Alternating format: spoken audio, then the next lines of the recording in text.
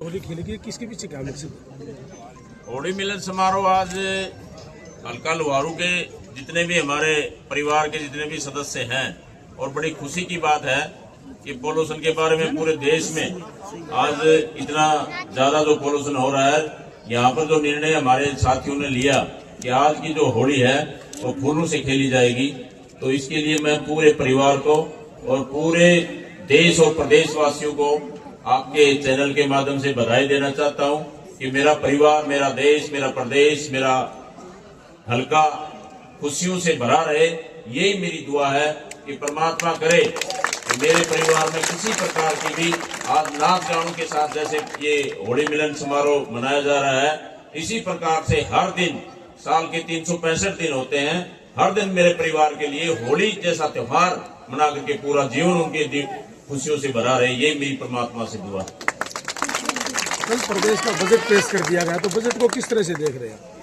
Budget तो आपने हमारा 2000 पिछला भी आपने देखा था, लेकिन वही आंकड़ों का खेल। मैं कहूंगा कि उसमें कोई हमारे इस क्षेत्र के लिए कोई ऐसी नई योजना उस बजट में नहीं है जिससे कि हमारे इस क्षेत्र में, मेरे इस ग्रामीण क्षेत्र में किसी प्रकार की, चाहे वो हमारे खेत खलिहान में काम करने वाले जमींदार की बात करें, चाहे कर्मचारी की बात करें, बहुत सी ऐसी उम्मीदें थी, लेकिन इस बजट में जब हमारे देखा और पढ़ा तो उसमें इस क्षेत्र के लिए, इस प्रदेश के लिए कुछ ऐसा नहीं है, वही आंकड़ों का खेल।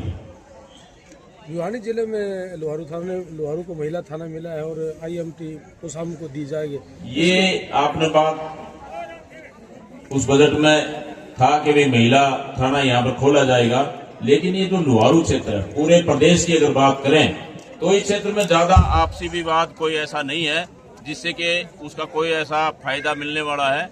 लेकिन जो भी जितना जो मिला और अगर देना होता तो चाहे हम बात करें नौजवान साथियों के रोजगार की, रोजगार देते, यहाँ पर कोई IMT या उसकी घोषणा करते तो हम स्वागत करते, या कोई ऐसा कॉलेज खोलते एजुकेशन के लिए, चाहे महिला कॉलेज की बात करें, चाहे हम हमारे नौजवान साथियों के लिए कोई ऐसा कॉलेज खोलते, चाहे हम स्वास्थ्य की बात करें।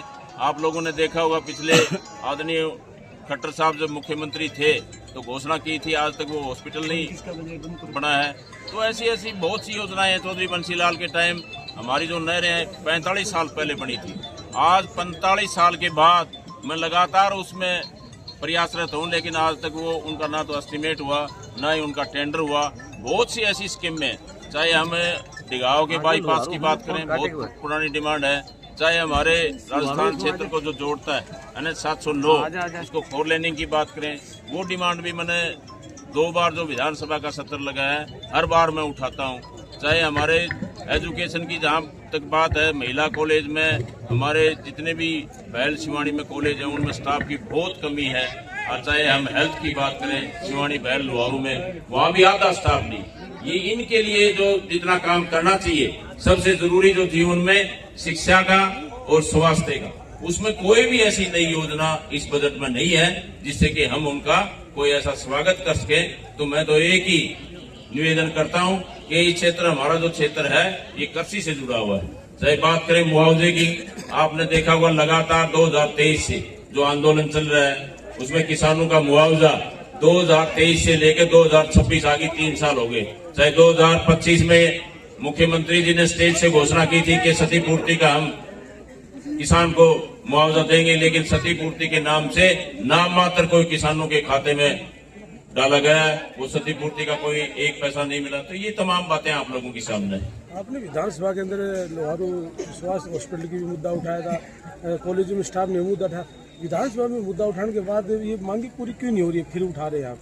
वो आप देख ही रहे हो, घोषणा करने से नहीं होता, काम तो धरातल पर दिखाई देना चाहिए। और कोई भी काम होगा तो उसका मैं समझता हूं कि मेरे कहने की जरूरत नहीं है।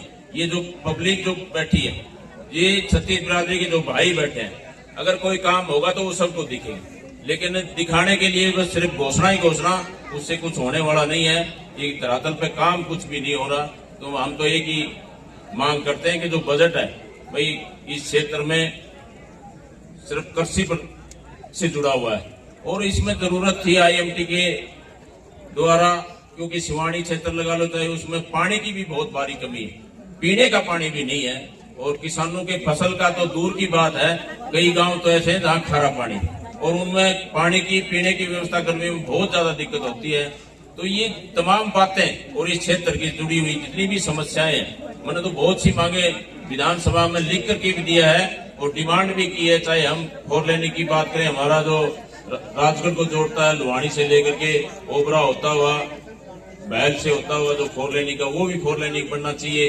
चाहे हम सिवानी से और सिंगाड़ी, ये भी 4 लेनिंग बनना चाहिए। हमारा 709 NH है, इसको भी 4 लेनिंग बनाना चाहिए, क्योंकि ये जो रीढ़ की हड्डी होता है विकास के मामले में अगर बात करें तो हमारे क्षेत्र में, चाहे हरियाणा प्रदेश की बात करें, जहां पर इंफ्रास्ट्रक्चर अच्छा होगा, रोड अच्छी होंगी, स्कूल अच्छे होंगे, हॉस्पिटल अच्छे होंगे, तो उसी देश और हल्के का विकास उसी से नापा जाता है। उसी से वही पैमाना है कि उस क्षेत्र में इस तरह का क्या काम हुआ।